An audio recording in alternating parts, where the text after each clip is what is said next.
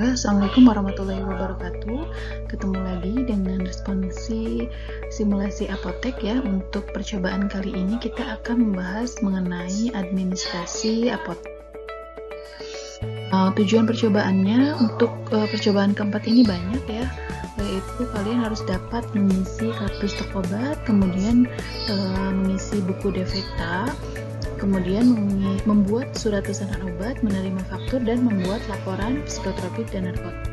Nah, untuk kali ini karena materinya banyak, kita akan fokus ke mengisi kartu stok obat ya. Mungkin nanti selanjutnya untuk di pertemuan berikutnya. Nah, yang pertama kartu stok obat, kita lihat dulu pengertiannya ya. Jadi untuk menjaga persediaan obat di apotek, apotek harus dilengkapi dengan sistem kontrol persediaan barang ya, dengan menggunakan kartu stok. Nah, di kartu stok ini memuat informasi mengenai nama obat, kemudian mutasi obat. Jadi ada pengeluaran dan pemasukan obat itu tertera di kartu stok ya. Kemudian jika kartu stok menunjukkan jumlah obat yang akan habis atau habis ya, maka obat tersebut harus dituliskan dalam buku defekta. Jadi jika kartu stok ini sebagai data yang akan menunjukkan obat yang akan kita pesan. Nah, jika obatnya habis atau akan habis, maka ditulis di dalam buku defekta. Kemudian kartu stok itu hanya memuat satu item obat ya. Jadi satu item obat itu satu kartu stok.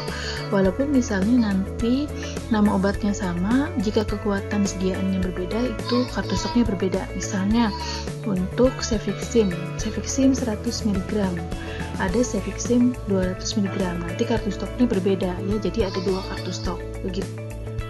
Kemudian kartu stok obat harus diisi dengan benar ya. Jadi harus benar nih ngisinya, jumlah yang keluarnya berapa, jumlah yang masuknya berapa, ditulis dengan benar di dalam kartu stok. Jadi setiap ada transaksi, boleh itu pengeluaran maupun pemasukan, harus ditulis begitu. Nah, nanti kita lihat format kartu stoknya, yaitu seperti ini ya. Mungkin nanti akan berbeda-beda di setiap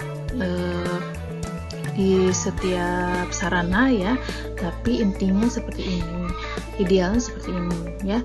Jadi kartu stok itu nanti memuat nama obat ya, nama obat, kemudian ada satuan obat, ada tanggal, dari dan kepada, nomor batch, expired date, masuk, keluar, sisa, dan varap. Jadi varapnya setiap petugas yang melakukan atau menulis di kartu stok ya, harus dibubuhi varap atau tanda tangan ya, untuk bisa mengontrol nantinya. Kemudian cara mengisinya, yang pertama untuk nama obat ditulis dengan nama obat lengkap dengan kekuatannya ya.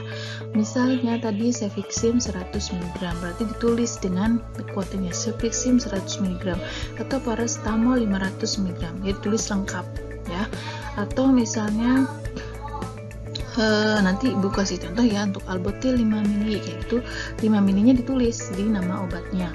Kemudian untuk satuan itu diisi dengan satuan terkecil yang akan dijual, apakah itu tablet atau kapsul atau botol, strip atau tube ya, bukan sediaan ya. Jadi bukan sediaan yang ditulis, misalnya nama obatnya paracetamol, satuannya sirup, bukan itu ya, tapi satuan kemasan ya. Jadi jika ini sirup, misalnya paracetamol sirup, nama obatnya, berarti satuannya adalah botol gitu ya.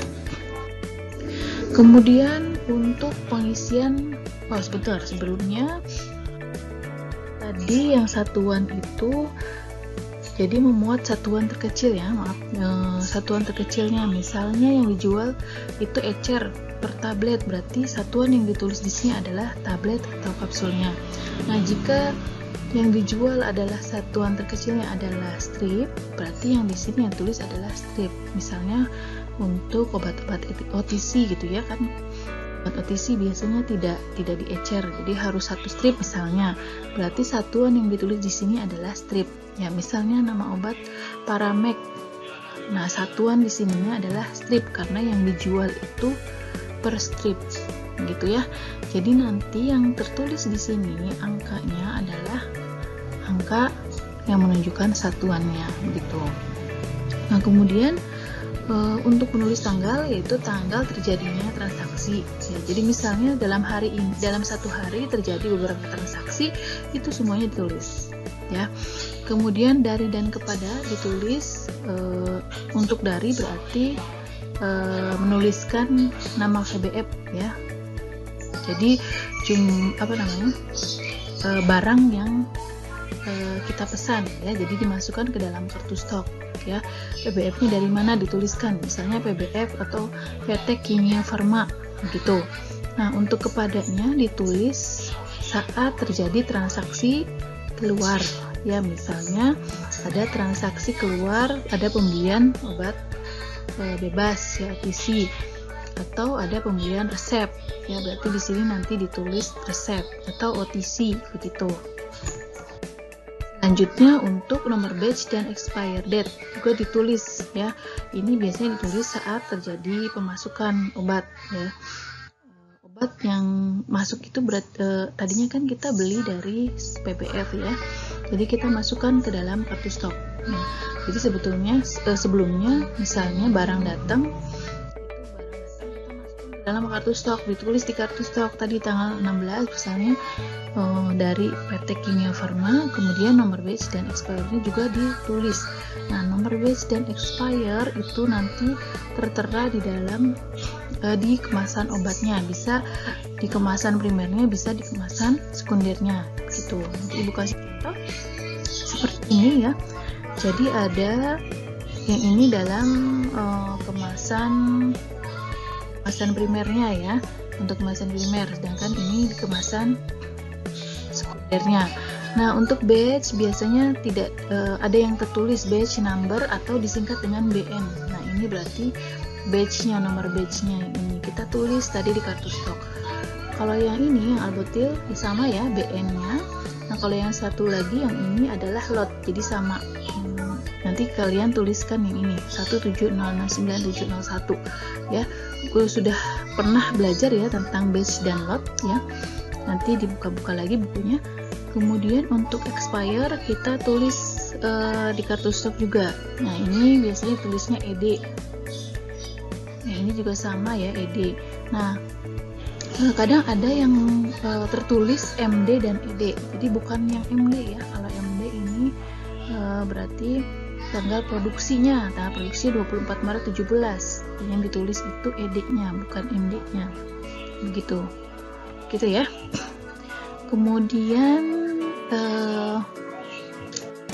selanjutnya, nah ini kita coba tulis ya di kartu stok. Tadi nama obatnya misalnya Albutil 5 ml, ingat tadi kekuatan sediaannya juga ditulis.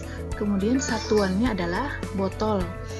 Dan misalnya ada transaksi pemasukan dari PT AMS hari ini, ditulis tanggalnya hari ini, kemudian PT AFS, nomor batch-nya sekian, expired date-nya ditulis, masuknya misalnya 5 botol ya, berarti ditulis di sisa 5. Contoh lagi ada transaksi, misalnya hari ini ada pengeluaran obat albutil dari resep, kita tulis tanggalnya, kemudian dari dan kepadanya dari resep, berarti kemudian keluar, misalnya dari resepnya 1 keluarnya, ditulis 1, kemudian sisanya 4 ya. Nomor batch dan expire tidak usah sama ya, kecuali jika ada nomor batch, ada sediaan nomor batchnya berbeda, itu ditulis dua-duanya ya. Kemudian jika ada lagi transaksi nih hari ini, transaksinya pembelian bebas, kita tulis OTC, keluar 1, sisanya 3, begitu. Semoga paham ya. Nah, kita ambil contoh lagi untuk yang sediaannya kapsul. Kita tulis nama obatnya lengkap ya, lengkap dengan kekuatan sediaan juga sediaannya. Ya, jadi misalnya Cefixim 100 mg cup, terus Cefixim 100 mg sirup. Nah, itu ditulis lengkap. Dan untuk satuan ditulis kapsul dan satu bokeh isi berapa. Ya, kalau untuk sirup ya cukup satuannya botol. Nah, yang box ini nanti disesuaikan dengan barang yang kita dapatkan dari PBF ya isinya berapa. Kadang memang berbeda ya, ada yang 100, ada yang 50.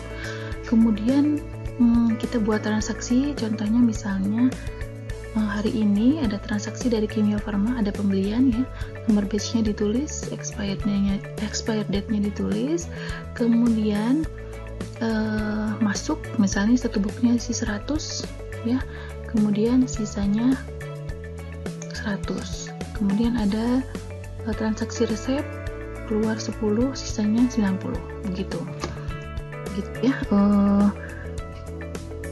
Insya Allah mudah dan kalian bisa memahami, dan ada tugas dari ibu, nanti silahkan lihat